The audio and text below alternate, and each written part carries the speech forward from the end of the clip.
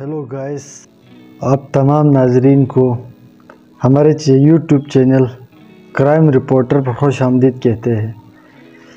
ناظرین، ہم آج ایک ایسے کیس کے بارے میں بتانے جا رہے ہیں جس کو سن کر آپ بالکل دنگ رہ جائیں گے۔ یہ کیس ہے جاوید اقبال، جو کہ لاہور کا ایک شہری تھا۔ یہ 30 دسمبر کی سرد رات تھی اور رات کے 9 بجے کا وقت تھا۔ لاہور میں پنجاب پولیس کے CIA ہیڈ کوارٹر ایک پرہجوم پریس کانفرنس جاری تھا، جہاں پولیس افسران یہ وضاحت دینے میں مصروف تھے کہ پاکستان کا سب سے مطلوب سفاک قاتل ان کی گرفت سے کیسے بچ نکلا۔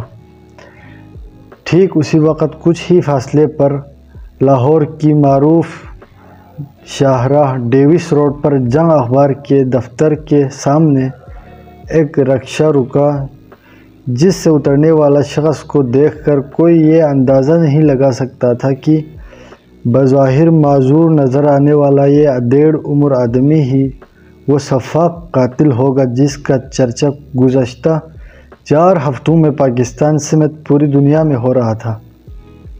اس کیس کی عجیب بات یہ تھی کہ اس جرم کا ارتکاب کرنے والا کوئی اور نہیں بلکہ یہی شخص تھا، اور اب وہ اپنی ہی مرضی سے گرفتاری دینے آیا تھا۔ شخص اپنا تعارف کرواتے ہوئے بولا، میں جاوید اقبال ہوں، 100 بچوں کا قاتل۔ جاوید اقبال جنگ اخبار کے دفتر ہی گرفتاری دینے کیوں آیا تھا؟ کیا واقعی اس نے 100 بچوں کا قتل کیا تھا یا معاملہ کچھ اور تھا؟ جاوید اقبال کی جانب سے اپنے جرم کی اطلاع سب سے پہلے کس کو دی گئی؟ ان سوالات کی تہہ میں جانے سے پہلے جاوید اقبال کے اس ماضی پر ایک نظر ڈالتے ہیں جس پر چل کر وہ پاکستان کی تاریخ کا سب سے شفاف سیریل کلر بنا۔ جاوید کا خاندان تقسیم ہند کے بعد انڈیا سے نقل مکانی کر کے لاہور شفٹ ہوئے تھے۔ جاوید اپنے والدین کے 8 بچوں میں سے 6 نمبر پر پیدا ہوئے تھے۔ جاوید بچپن سے ہی ضدی، جھگڑالو اور جنونی بچہ تھا۔ ہر جائز ناجائز بات منواتا تھا۔ والد اگر کسی بات سے انکار کر دیتے تو دھمکیاں دیتا تھا۔ جیسے جیسے جاوید اقبال کی عمر بڑھتی گئی، ان کے والد کی پریشانیوں میں بھی اضافہ ہوتا چلا گیا۔ ان کے بڑے بھائی کے مطابق ایک بزرگ نے کہا تھا کہ جاوید نام پیدا کرے گا، چاہے نیک نامی میں کرے یا بد نامی میں۔ انہوں نے کہا کہ جاوید کو بچپن سے ہی یہ شوق تھا کہ اس کو دنیا میں نام پیدا کرنا ہے۔ جاوید اقبال کے پرانے دوست کا کہنا تھا کہ Javed Iqbal railway road college میں پڑھتا تھا، وہیں سے اسے بری عادتیں پڑیں۔ جاوید اقبال کے والد نے اسے شاد باغ میں لوہے کے پائپ بنانے کا ایک چھوٹا سا کارخانہ لگا کر دیا تھا۔ اسی زمانے میں نسیم مرشد کی جاوید اقبال سے دوستی ہوئی تھی، جو پولیس سے ہولدار ریٹائر ہوئے تھے۔ نسیم مرشد کے مطابق جاوید اقبال مارکیٹ کا صدر بھی منتخب ہوا اور اس زمانے میں علاقے کا مجسٹریٹ اور AC بھی اس سے ملنے آتے تھے۔ اسی علاقے سے جاوید کی شخصیت کا ایک تاریخ باب بھی شروع ہوتا ہے۔ اپنے کارخانے میں کام کے لیے جاوید اقبال 9 عمر بچوں کو انتخاب کرتا تھا۔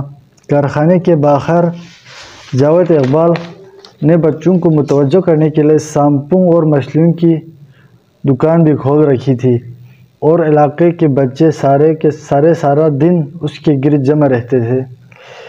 نسیم مرشد کے مطابق شاد باغ میں ہی 1990 میں پہلی مرتبہ اس پر بچوں کے ساتھ بدفعلی کرنے کا الزام لگا تھا۔ بچوں کے ریپ کا معاملہ تھوڑی دیر کے لیے ایک طرف رکھے تو جاوید اقبال کی زندگی کے اس حصے میں وہ ایک ایسا شخص نظر آتا ہے جسے نہ صرف پیسہ کمانے اور خرچ کرنے کا شوق تھا بلکہ وہ شہرت کا بھی بھوکا تھا۔ جاوید اقبال کے چند اور بھی شوق تھے: اسلحہ رکھنا، فوٹوگرافی، سانپ پالنا، فلمیں دیکھنا اور بااثر لوگوں سے دوستی کرنا، اور ساتھ ہی ساتھ وہ ایک پارٹ ٹائم صحافی بھی تھا اور ایک اینٹی کرپشن کے نام سے رسالے کا ایڈیٹر بھی تھا۔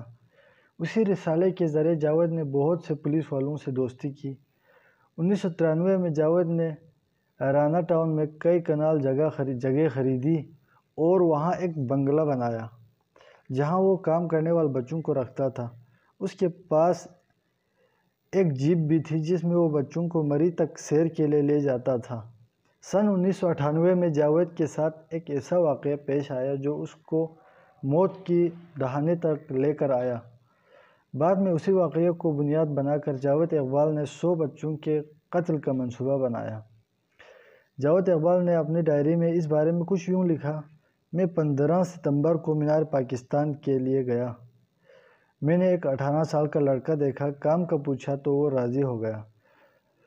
دوموریا پل سے گزرا تو ایک اور نوجوان ملا، اسے بھی کام کا پوچھا تو ساتھ آ گیا۔ پہلا ناروال کا تھا، دوسرا کوہاٹ بنو کا۔ 17 ستمبر کو مکان کا سودا کر دیا اور رات کمرے میں میں بیڈ پر سویا اور ارباب سمیت دونوں نئے ملازم نیچے فوم کے گدوں پر سو گئے تھا۔ تقریباً 8 اکتوبر کو ہوش آیا تو والدہ نے بتایا، تمہارے ساتھ حادثہ ہوا تھا، لیکن اصل میں حقیقت کچھ اور ہی تھی۔ جو دونوں لڑکے جاوید نے اپنے ساتھ لائے تھے ان کے ساتھ اس نے زبردستی زیادتی کی تھی، جس کی وجہ سے ان دونوں نے رات کو جاوید کے سونے کے بعد کمرے میں موجود الماری میں سے بندوق نکالی اور اس کے بٹ مار کر جاوید کو زخمی کر دیا اور وہاں سے بھاگ گیا تھا۔ اس واقعے کے بعد جاوید کے ہمراہ اس کی والدہ تھی اور اس کے سارے زمینیں اور گھر بک چکے تھے اور وہ ایک 3 کمروں پر مشتمل ایک گھر میں شفٹ ہوا تھا۔ جاوید کی زخمی حالت کو دیکھتے ہوئے اس کی والدہ کا طبیعت بگڑتے گئے اور ایک دن وہ اس دنیا سے چلی گئی۔ اپنی والدہ کی دنیا سے چلی جانے کی وجہ جاوید ان دونوں لڑکوں کو تصور کرتا ہے اور اپنے آپ سے عہد کرتا ہے کہ جب تک میں ان جیسا 100 بچوں کا قتل نہ کروں اپنی مانگ کا بدلہ نہیں چکا پاؤں گا۔ اس طرح جاوید کرائم کی دنیا میں قدم رکھتا ہے۔ جاوید کے زخمی ہونے کے 2 سال بعد ایک دن جاوید نے پولیس کے اعلیٰ حکام کو ایک خط لکھا جس میں وہ یہ اعتراف کرتا ہے کہ میں نے 100 بچوں کا قتل کیا ہے، لیکن پولیس والوں نے جاوید کو پکڑ کر جب تفتیش کی تو انہوں نے اسے یہ کہہ کر چھوڑ دیا کہ یہ تو پاگل ہے۔ اگلے دن جاوید نے ایک اور خط اس وقت کے جنگ اخبار کے ایڈیٹر کے نام لکھا اور اس میں سارے ثبوت بھی ساتھ بھیجے۔ جنگ اخبار کے ایڈیٹر نے دیکھا کہ ایک خط آیا ہوا ہے جس میں ایک آدمی 100 بچوں کو قتل کرنے کا اعتراف کر رہا ہے، تو اپنے ساتھیوں کے ساتھ اس بتائے ہوئے پتے پر پہنچا تو کیا دیکھتا ہے کہ ملزم موقع سے فرار ہو چکا تھا، اور جب اس نے گھر کے اندر گئے تو اس نے دیکھا کہ گھر کے ایک کونے میں ایک تھیلے پر جس میں کپڑے بھرے ہوئے تھے 100 بچوں کے کپڑے لکھے ہوئے تھے اور ایک تھیلے پر 100 بچوں کے جوتے، اور آگے والے کمرے میں ایک بیرل پڑا ہوا تھا جس میں تیزاب بھرا ہوا تھا اور تیزاب کے اندر مختلف کڑے اور انسانی جسم کے حصے بھرے ہوئے تھے۔ تو ناظرین، آج کے لیے اتنا ہی کافی ہے کیونکہ یہ کیس بہت ہی لمبا ہے تو یہ ویڈیو بہت ہی لمبا ہوگا، تو آج کے لیے اتنا ہی۔ آپ لوگوں سے ریکویسٹ ہے کہ میں نے اس کیس پر بہت ساری ریسرچ کی ہے، تو سبسکرائب کرنا اور لائک کرنا بالکل بھی نہ بھولیے گا، اور اگلے پارٹ کی انتظار میں رہیے گا کیونکہ جلد ہی آنے والا ہے اگلے پارٹ۔ تب تک کے لیے اللہ حافظ۔